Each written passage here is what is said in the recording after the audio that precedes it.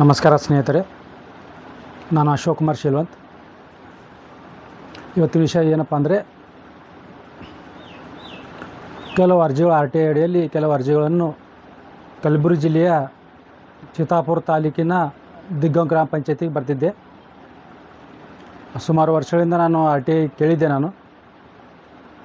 ಕೆಲವು ಮಾಹಿತಿ ಕೊಟ್ಟಿದ್ದಾರೆ, ಕೆಲವು ಮಾಹಿತಿ ಕೊಟ್ಟಿಲ್ಲ, ಅರ್ಧಂಬರ್ಧ ಕೊಟ್ಟಿದ್ದಾರೆ. ಹೀಗಾಗಿ ಎಲ್ಲ ಕೊನೆಯ ಹಂತದಲ್ಲಿದೆ. ಎಲ್ಲ ನ್ಯಾಯಾಲಯದ ಮೊರೆ ಹೋಗ್ಬೇಕಂತ ತಿಳ್ಕೊಂಡು ನಾನು ಮತ್ತೊಂದು ಬಾರಿ ಇಲ್ಲಿ ಪ್ರೆಸೆಂಟ್ ಇಲ್ಲಿವರೆಗೆ ಏನೇನಾಗಿದೆ, ಏನೇನಿಲ್ಲ, ಮತ್ತು ಯಾವ್ಯಾವ ದಾಖಲೆಗಳು ಕಲೆಕ್ಟ್ ಮಾಡ್ಕೊಂಡಿದ್ದಾರೆ, ಮತ್ತು ಯಾವ್ಯಾವ ದಾಖಲೆಗಳು ಇಲ್ಲಿಗಲಾಗಿ ಓರಿಯಂಟ್ ಸಿಮೆಂಟ್ ಕಂಪನಿ ಪಡೆದುಕೊಂಡಿದೆ, ಅದರ ಬಗ್ಗೆ ಇನ್ನಷ್ಟು ಮಾಹಿತಿ ಕಲೆಕ್ಟ್ ಮಾಡ್ಕೋ ಸಲುವಾಗಿ ಮತ್ತೆ ಅರ್ಜಿ ಹಾಕಿದ್ದೆ. ಇದು 4 ವರ್ಷದ ಮುಂಚೆ ಹಾಕಿದ್ದೆ. 4 ವರ್ಷದ ಹಿಂದ್ಗಡೆ ಅಂದರೆ 4 ವರ್ಷದ ಆದ ನಂತರ ಹಿಯರಿಂಗ್ ತೊಗೊಂಡಿದ್ದರು ಕಮಿಷನರು, ಮಾಹಿತಿ ಆಯೋಗದ ಕಮಿಷನರ್ ಕಲಬುರಗಿ ಪೀಠದವರು. ಅದರಲ್ಲಿ ಬಂದಿದ್ದರು ಪಿ ಡಿ ಒ ಮತ್ತು ಸೆಕ್ರೆಟ್ರಿ ಬಂದಿದ್ದರು. ಸೆಕ್ರೆಟ್ರಿ ದೇವೇಂದ್ರಪ್ಪ ಅಂತ, ಮತ್ತು ಪಿ ಡಿ ಒ ಯಾರೋ ಹೆಣ್ಮಗಳಿದ್ದರು.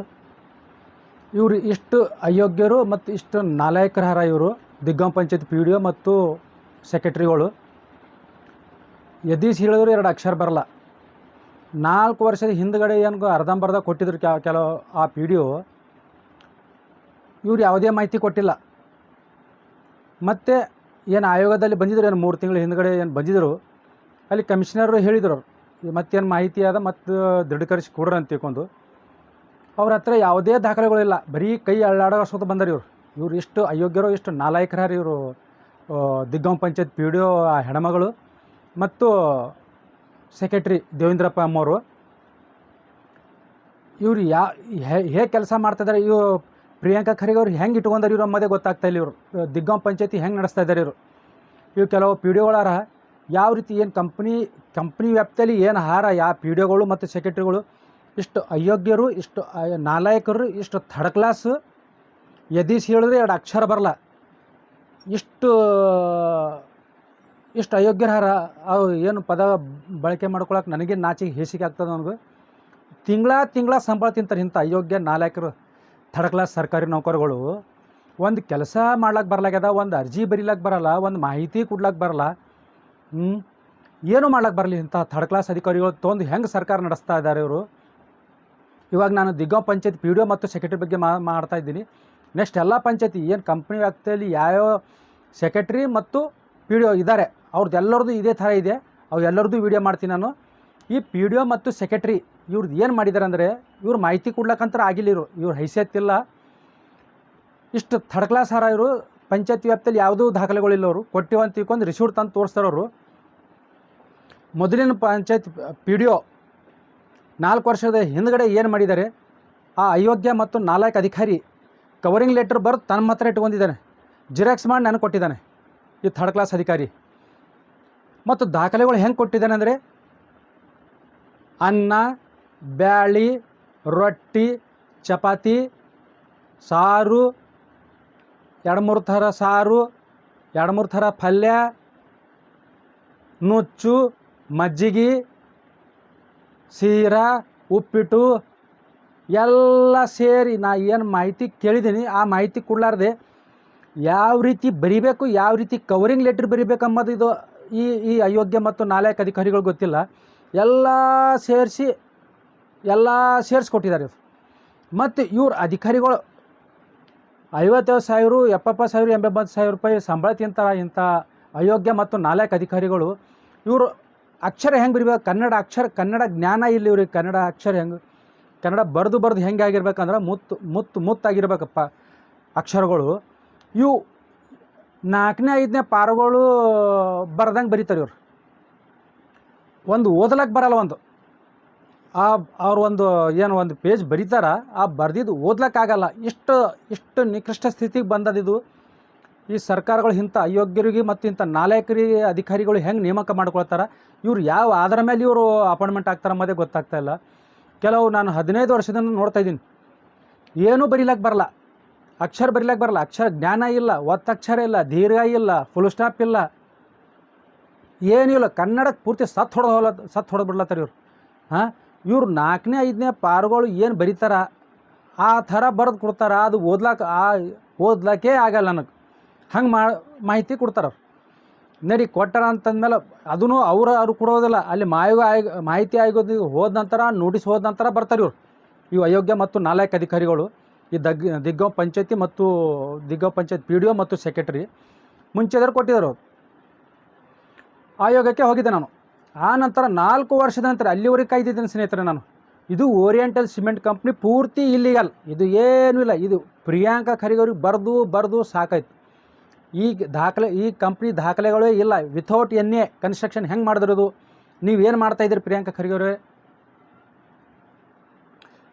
ಈ ಯಾವ ಪುರುಷರ ತಕ್ಕ ಇಂಥ ಭ್ರಷ್ಟ ಅಯೋಗ್ಯ ನಾಲ್ಕು ಅಧಿಕಾರಿಗಳು ತಮ್ಮಲ್ಲಿ ಇಟ್ಕೊಂಡಿರಿ? ಒಂದು ಗೊತ್ತಾಗ್ತಾ ಇಲ್ಲ. ಒಂದು ಅವ್ರ ಮೇಲೆ ಆ್ಯಕ್ಷನ್ ಇಲ್ಲ. ಒಂದು ಅಕ್ಷರ ನೋಡ್ಬೇಕು ಅವ್ರದ್ದು. ಅವ್ರು ತೊಂದದು ಸಂಬಳಕ್ಕಾಗದ್ರೆ ಅವ್ರ ಅಕ್ಷರ ಬರಿಬೇಕಾಗಿತ್ತು. ಒಂದು ನಿಮ್ಮ ಅಕ್ಷರ ನಿಮ್ಮ ನಾಲೇಜ್ ತೋರಿಸ್ತದೆ. ನಿಮ್ಮ ಅಕ್ಷರ ನಿಮ್ಮ ಬುದ್ಧಿ ಏಟಾದ, ನೀವು ಎಷ್ಟು ಅವಕಾತ ಅದ, ನಿಮ್ಮ ಎಷ್ಟು ಇದು ಅದ ಮತ್ತು ತೋರಿಸ್ತದ.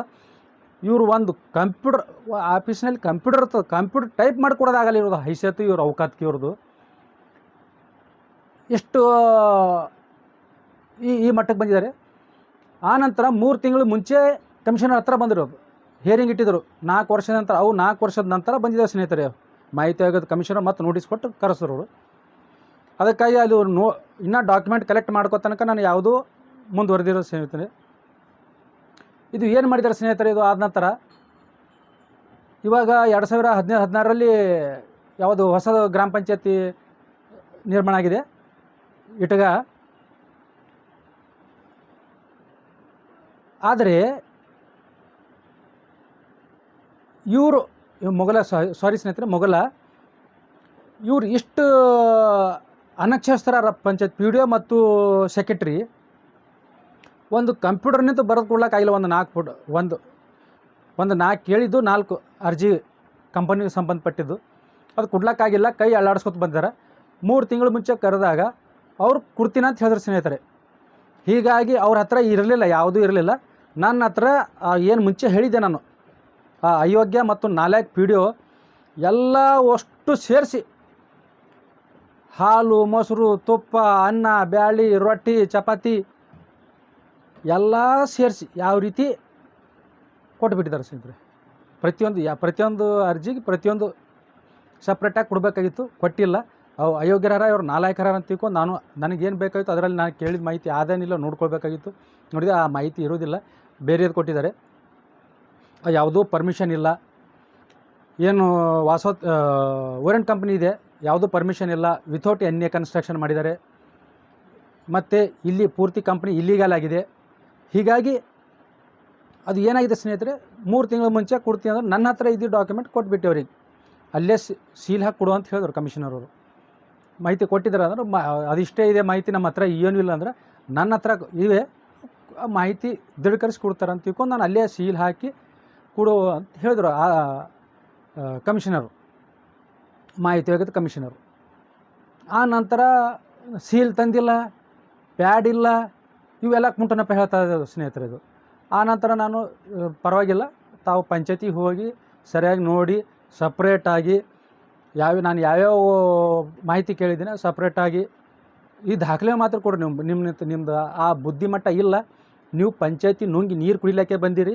ನಿಮ್ಮನಿಂದ ಯಾವುದೂ ಪಂಚಾಯತಿ ಉದ್ಧಾರ ಆಗಲ್ಲ. ನನ್ನ ಮಾಹಿತಿ ಅದು ಏನು ಕೊಟ್ಟಿದ್ದಾರೆ ಅದಕ್ಕೆ ದೃಢೀಕರಿಸಿ ಕೊಡ್ರಿ. ನನ್ನ ಹತ್ರ ಕೊಟ್ಟಿದ್ದೆ ನಾನು ಒಂದು 30-40 ಫುಟದು, ಅದಕ್ಕೆ ದೃಢೀಕರಿಸಿ ಕೊಡ್ರಿ ಅಂತ ಹೇಳಿದ್ದೀನಿ ಸ್ನೇಹಿತರೆ.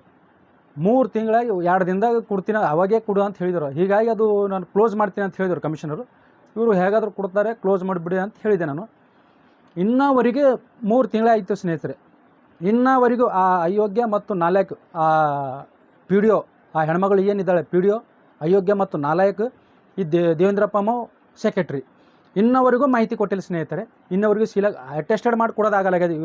ಇವ್ರದ್ದು ಎಷ್ಟದ ತಿಂಗಳ 1,50,000 ರೂಪಾಯಿ ಸಂಬಳ ತಿಂತಾರೆ ಇಂಥ ಭ್ರಷ್ಟ ಅಧಿಕಾರಿಗಳು. ಒಂದು ಸೀಲ್ ಹಾಕಿ ಅಟೆಸ್ಟೆಡ್ ಮಾಡಿ ಕೊಡೋದಾಗಲಾಗ್ಯದ, ಒಂದು ಕವರಿಂಗ್ ಲೆಟರ್ ಬರೆದು ಕೊಡೋದಾಗಲಾಗ್ಯದ. ಅಲ್ಲಿ ನಾನು ಅವ್ರು ಕೊಡ್ತಾರೆ ಅಂತ ತಿಳ್ಕೊಂಡು ಅಲ್ಲಿ ಕೋರ್ಟ್ನಲ್ಲಿ ಕ್ಲೋಸ್ ಮಾಡಿಸಿದ್ದೆ ನಾನು. ಆದರೆ ಇನ್ನವರೆಗೂ ಕೊಟ್ಟಿಲ್ಲ. ಅದು ಕಂಪ್ಲೇಂಟ್ನೂ ಮಾಡ್ತೀನಿ ಮತ್ತು ZPCO ಅವರಿಗೂ ಮಾಡ್ತೀನಿ, ಜಿಲ್ಲಾಧಿಕಾರಿಗಳು ಮಾಡ್ತೀನಿ.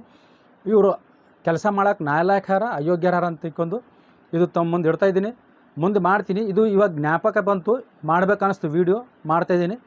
ಅದು ಓರೆಂಟ್ ಸಿಮೆಂಟ್ ಕಂಪ್ನಿದು ಸರ್ತಿ ಬಂದಾಗ ಆ ಓರೆಂಟ್ ಕಂಪ್ನಿ ಬಗ್ಗೆ, ಈ ಪಿ ಡಿ ಒ ಬಗ್ಗೆ, ಈ ಸೆಕ್ರೆಟರಿ ಬಗ್ಗೆ ನಾನು ಅವಾಗ ಮಾತಾಡ್ತೀನಿ ಸ್ನೇಹಿತರೆ.